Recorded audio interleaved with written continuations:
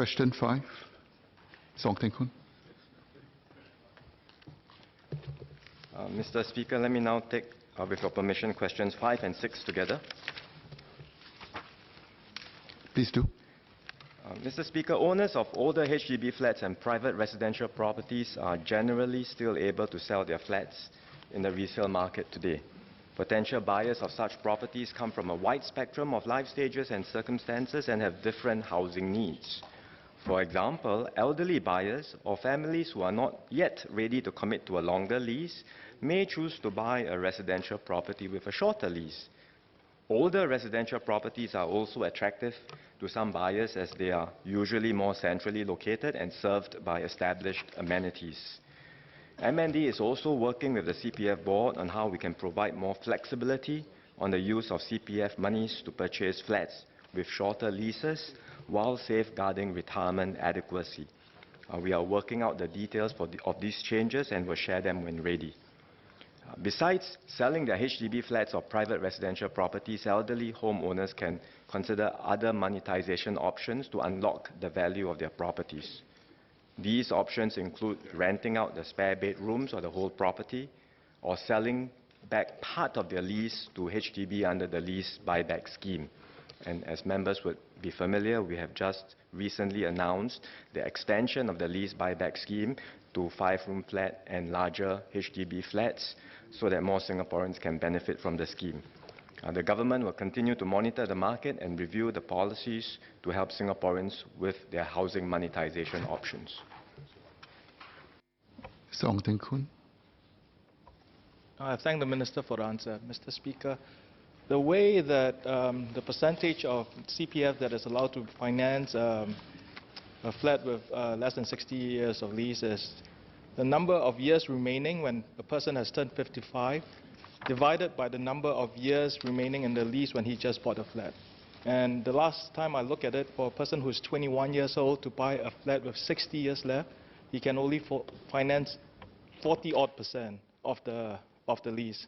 So would the Minister consider putting in a minimum percentage that he can, a higher percentage, or can he do something to help the financeability of an older flat?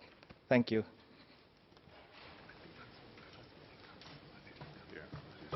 Mr. Speaker, I thank Mr. Ong for his suggestions and comments. As I mentioned, there are a series of CPF rules today pertaining to the purchase of shorter lease flats. First of all, one restriction is that your age and the lease of your flat must meet the minimum of 80 years, which is the point that the member alluded to. Another restriction is that for flats with leases that are shorter than 60 years, there is a proration formula that kicks in. Right? So these are the existing rules today. We are reviewing these rules, and when ready, we will be able to share with public what the revised rules are and the time frame for when the new rules can be implemented. Bearing in mind that with CPF changes, it's not just about policy changes, but we also have to amend or update the IT system for CPF. So it may take some time, but we will be able to share when we are ready with our review. Mr. Pritam Singh. Minister, can I clarify if there are any plans to review the attractiveness of lease buyback in view of the relatively low take-up to date?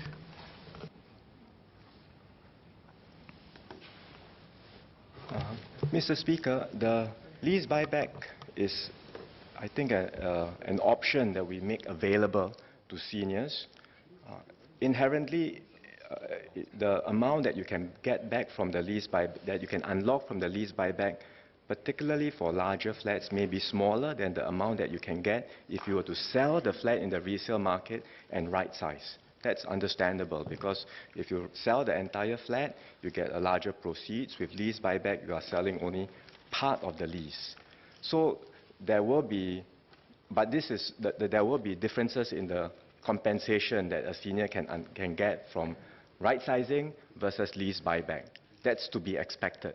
The point is we are trying to make available more options so that seniors can decide one way or the other, whichever their circumstances are. Some may prefer to right-size and move out, but some may actually prefer to say, I want to live in my present flat, I want to age in place, and therefore, if that's your preference, we allow you an option which is a lease buyback. And we are now extending that option so that it is universal, so that it's not just confined to those staying in 4-room or smaller flats, but anyone in a HDB flat can have access to it.